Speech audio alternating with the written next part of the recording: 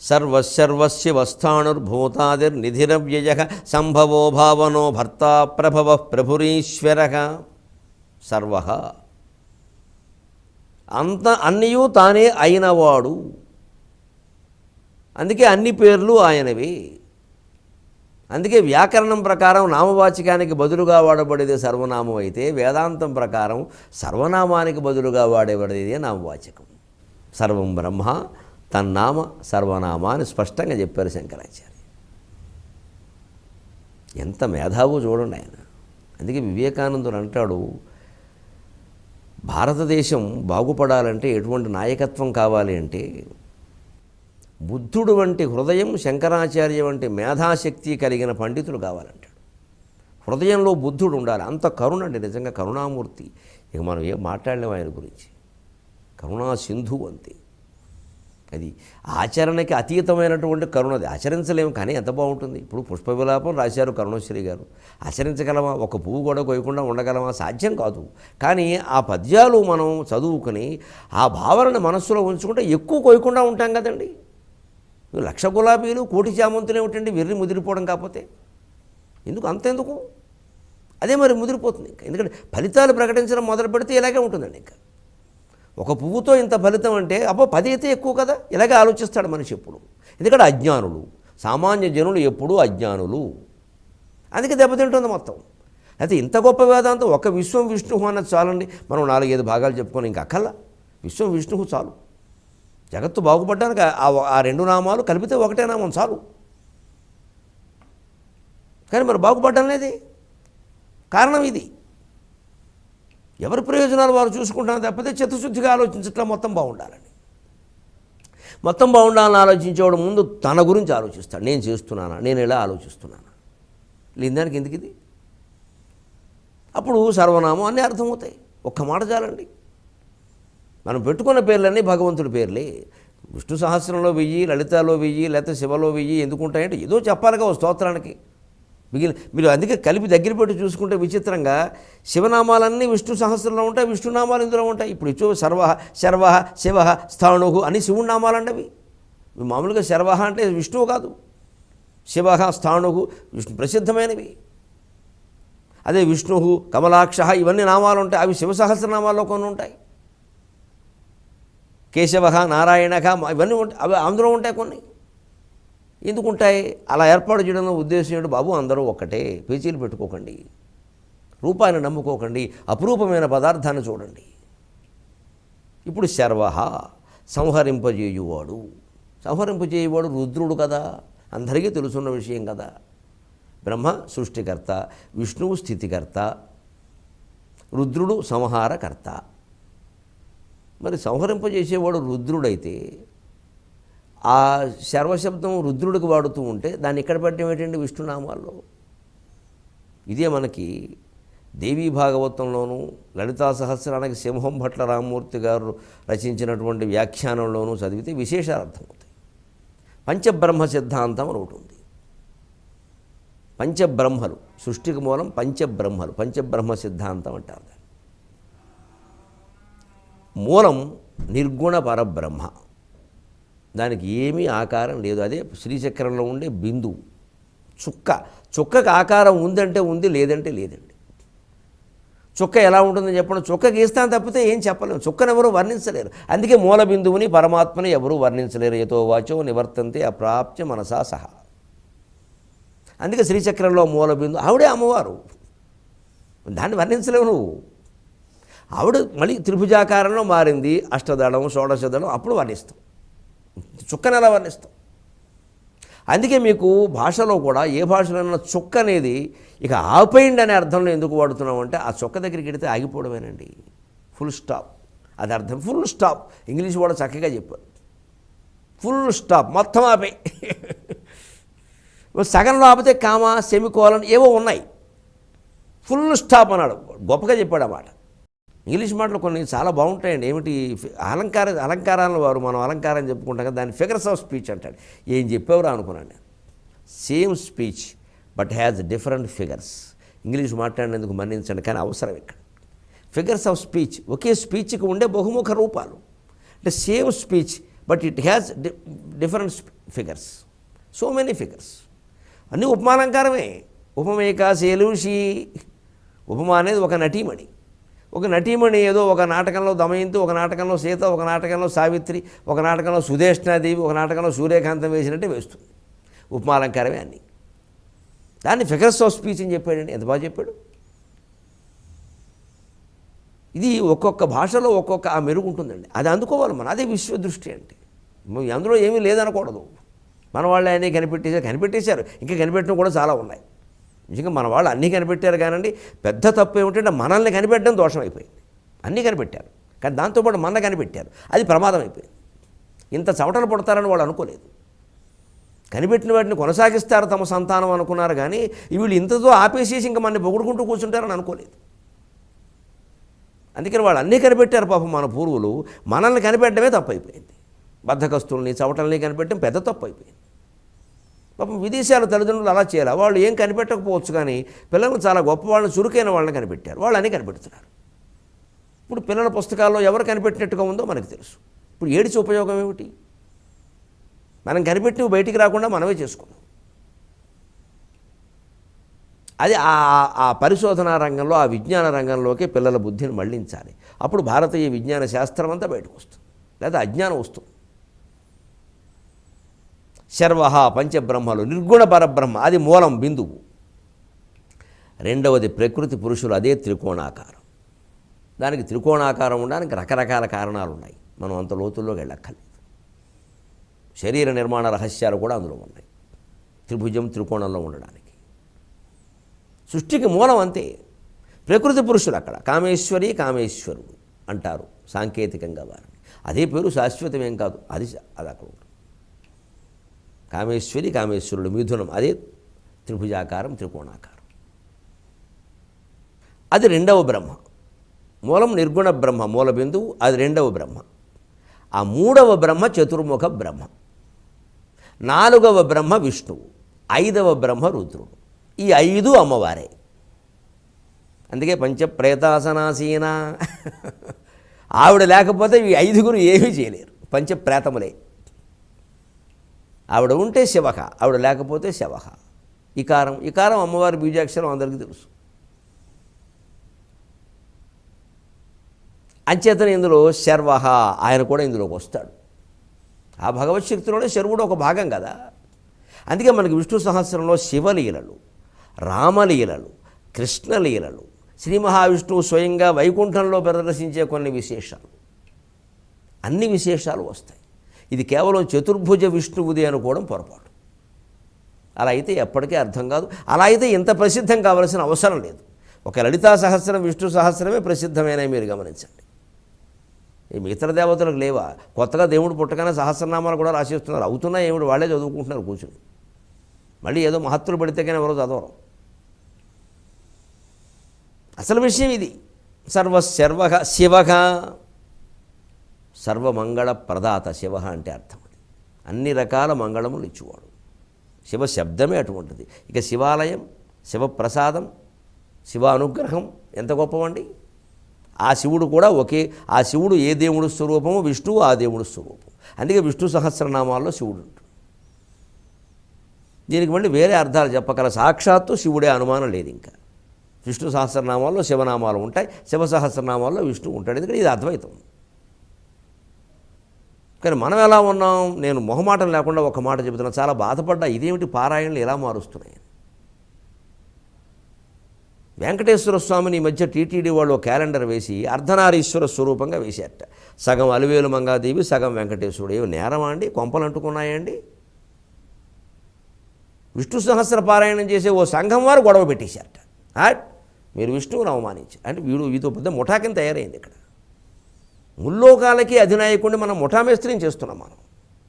మన అజ్ఞానంతో పారాయణ ఎందుక?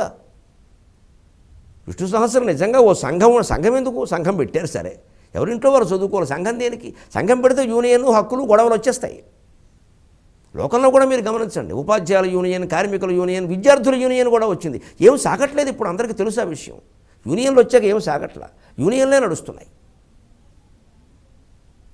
యూనియన్ లీడర్లు ఎవరైనా సరే పాఠం చెప్పమని కానీ ఉపాధ్యాయులకు కానీ చదువుకోమని విద్యార్థులకు కానీ కష్టపడి పనిచేయమని కార్మికులకు కానీ ఎవరైనా చెప్పగలరని చెప్పలేరు. కనపడ అది చెప్పడానికి ఏంటి నేను ఎన్నుకున్నదే జీతాల సంగతి చూసుకో అయిపోయింది.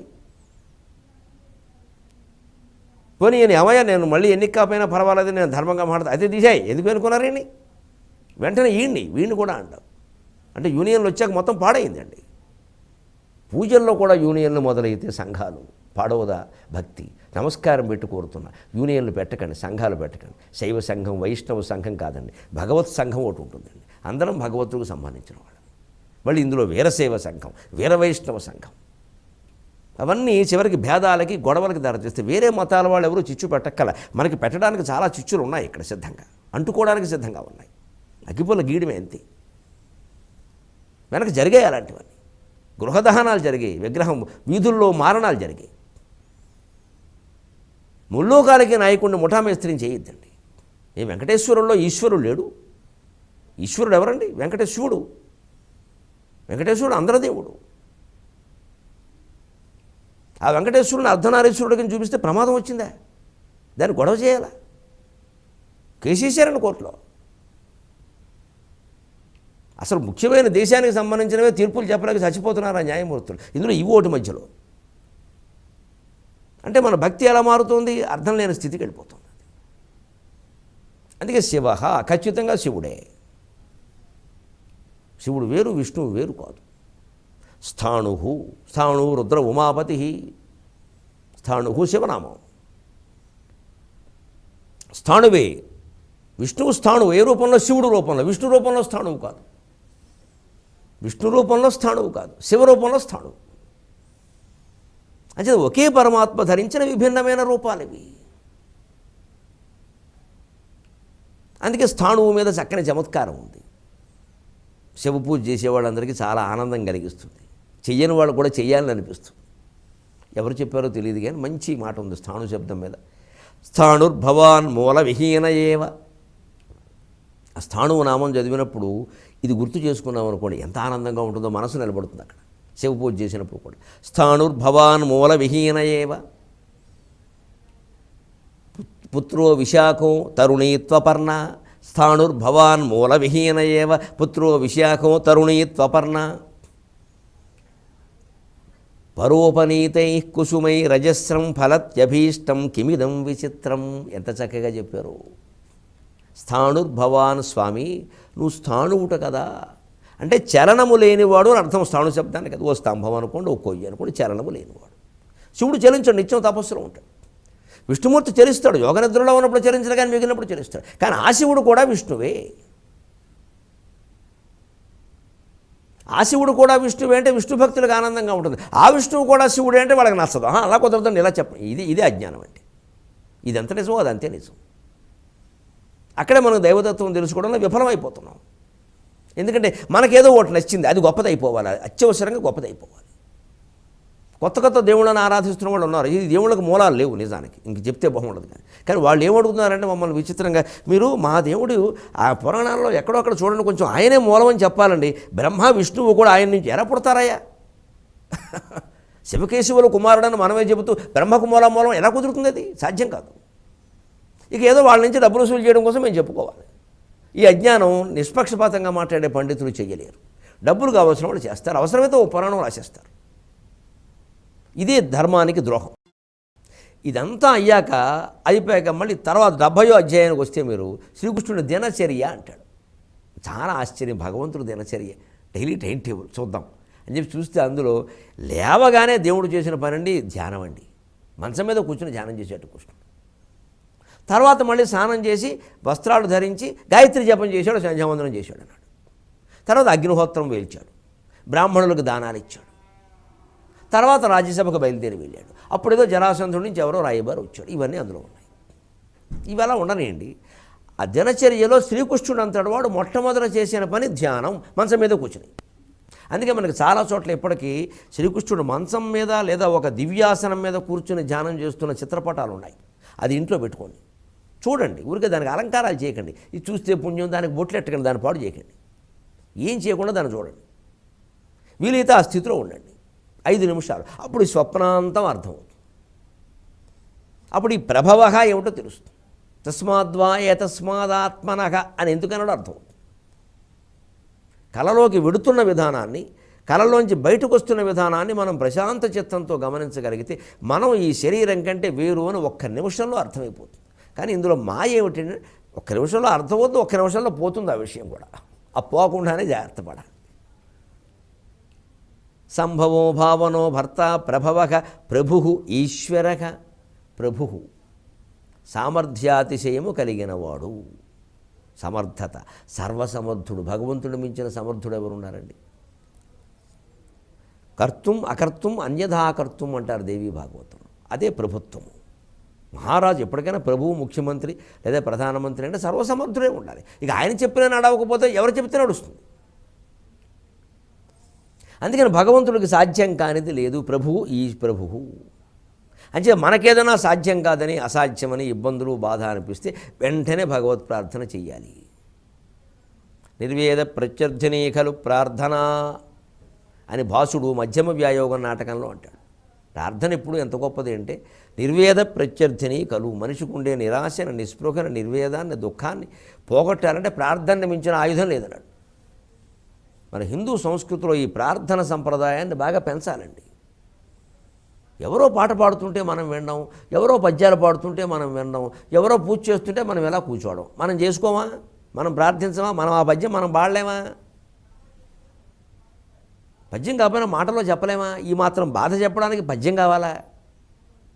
ఈ స్వయం ప్రార్థన మన పూజా మందిరంలో, మన ఇళ్లలో మనం చేసుకోవచ్చు, గుళ్ళో కూడా వెళ్ళక్కర్లా. పైగా ఈ ప్రార్థన చేసేటప్పుడు ఎప్పుడూ మైకులు పెట్టకూడదు. సందర్భం వచ్చింది కాబట్టి చెబుతున్నాం, మనం నేర్చుకోవాల్సింది. ఈ మధ్యన హైదరాబాద్కి దగ్గరలో ముస్లిం మహాసభ జరిగింది. బ్రహ్మాండమైన సభ. పెద్ద పెద్ద వాళ్ళందరూ వచ్చారు. ఉలేమాలు అంటారు వాళ్ళలో పండితుల్ని, మౌలవీలు, ముల్లాలు, ఉలేమాలు అంటారు. ఆ ఉలేమాలు ఉపన్యాసాలు ఇచ్చారు. నేను అవన్నీ చదివా. అసలు ఏం చెబుతారో చూద్దాం, వాళ్ళు తెలియాలిగా. ఎంత గొప్పగా చెప్పారంటే వాళ్ళు ఉన్న నిజాలండి. మన మాయ చేస్తున్నారు. నమాజ్ చేస్తుంటే మైక్ ఎట్టద్దని చెప్పారు వాళ్ళు. తప్పని చెప్పారు స్పష్టంగా.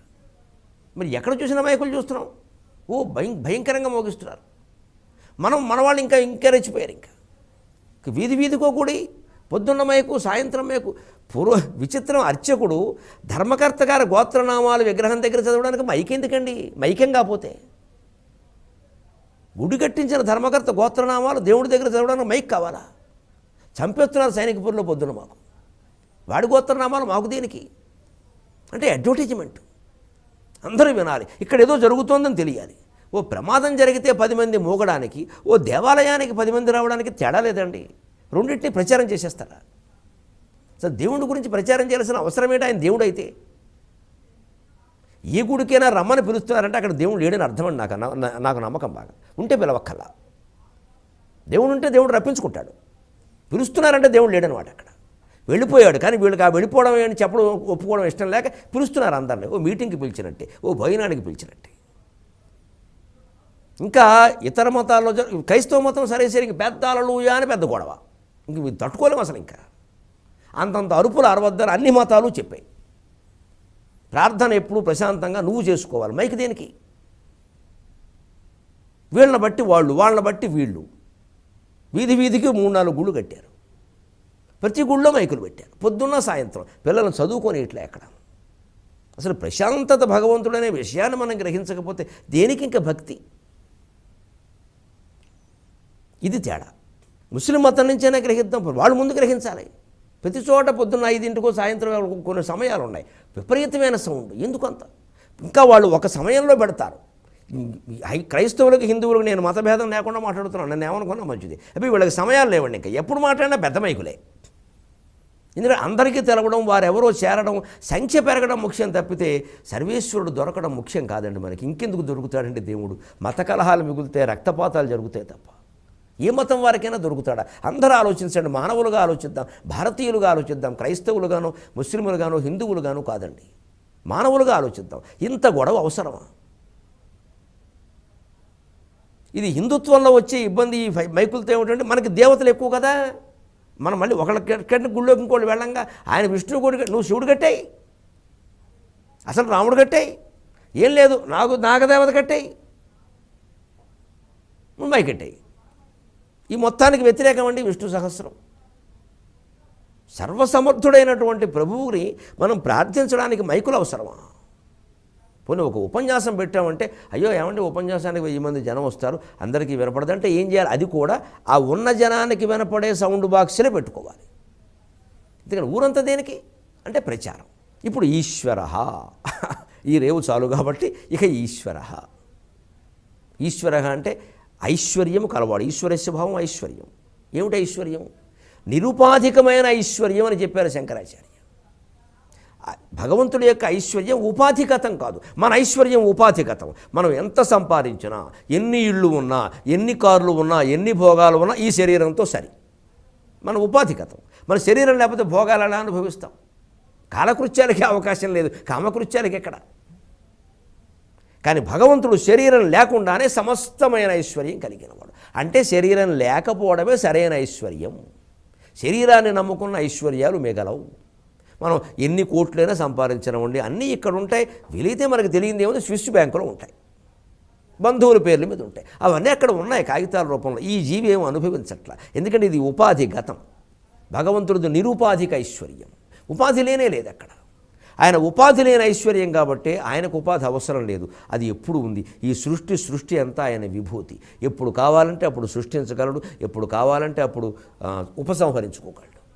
ఆ నిరుపాధిక ఐశ్వర్యం ఉన్న ఈశ్వర స్వరూపాన్ని మనం సేవించాలి అంటే ఈ రూపాల ప్రాధాన్యాన్ని తగ్గించుకోవాలి.